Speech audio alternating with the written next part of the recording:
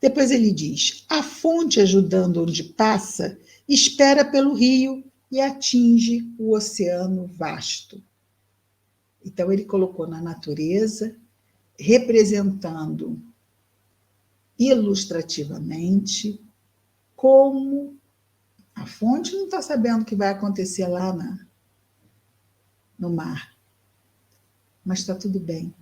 Tudo na natureza tem um propósito. E esse propósito não pertence à fonte, nem ao rio, nem ao mar. Esse propósito, quem estabeleceu foi Deus, que criou todos os processos. Visando o quê? Visando o nosso equilíbrio, visando a nossa harmonia. Mas nós temos que ter fé em Deus.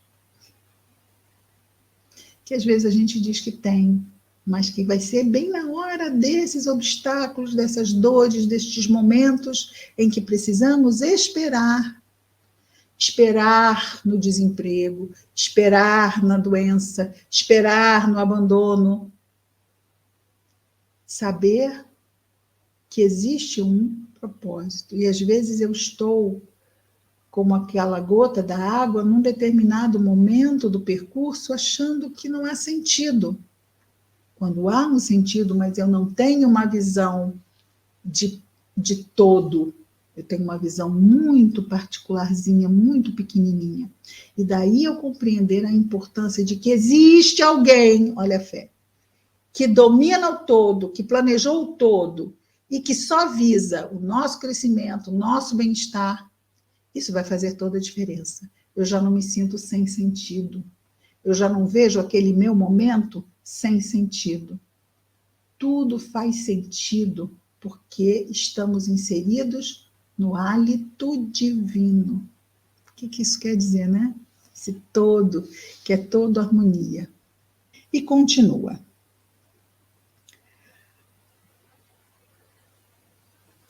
Já vi isso aqui? Já. A árvore, prestando incessante auxílio, espera pela flor e ganha a bênção do fruto. Então, de novo, ele usa a mesma ilustração de representações que não veem, né? Uma planta, uma flor, um fruto, não tem noção de nada. São simplesmente o quê? As coisas vão acontecendo ali. Mas essa naturalidade, esse entendimento que ele quer passar para nós, não o entendimento da planta, que não o tem, mas nós temos entendimento que no processo que a planta passa, como que o rio passa, existe algo maior. E se existe algo maior, e Jesus falou disso, não é?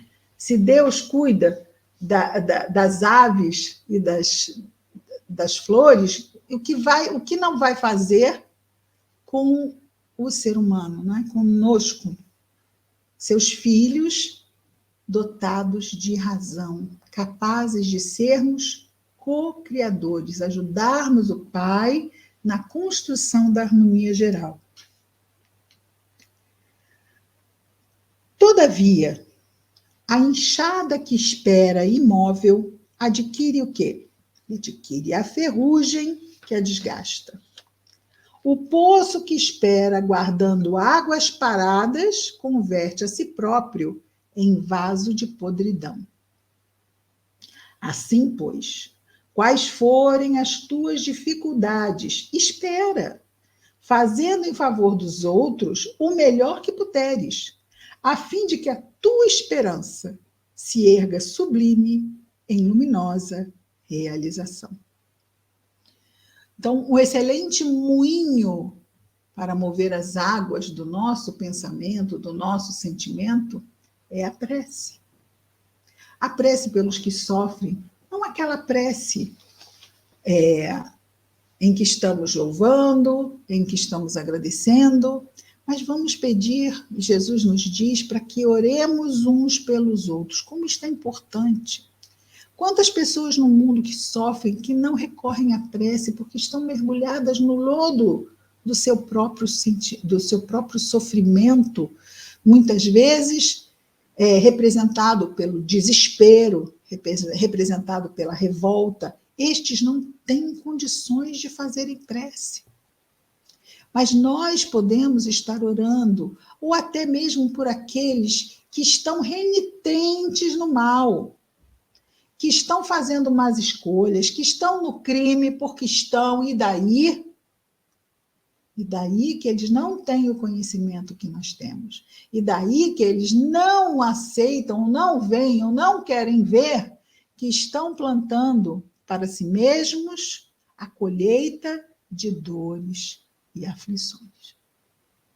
Nós não podemos tirar as pedras que o outro coloca em seu próprio caminho, mas nós podemos ajudar com a prece, a fim de que essa pessoa possa ser envolvida e, quem sabe, nesse processo, refletir melhor sobre o seu equívoco. Por quê? Mas eu nem conheço. Eu vi esse caso na televisão, me chocou. É aquela história, né? A gente quer o quê? Às vezes a gente não quer coisas boas para quem não são bons, para as pessoas que não são boas. Nós não estamos querendo que as pessoas sejam recompensadas, nós estamos querendo que as pessoas sejam amparadas. Eles não têm condição de ser recompensados porque estão fazendo más escolhas. Então, a justiça não vai recompensá-las. Mas o que nós estamos pedindo na verdade, muitas vezes, elevando a Deus uma prece por aqueles que sofrem. Às vezes podemos nominar, no sentido, às vezes, até circunstancial, aqueles que estão nos hospícios. Agora não tem mais hospícios, graças a Deus, não é?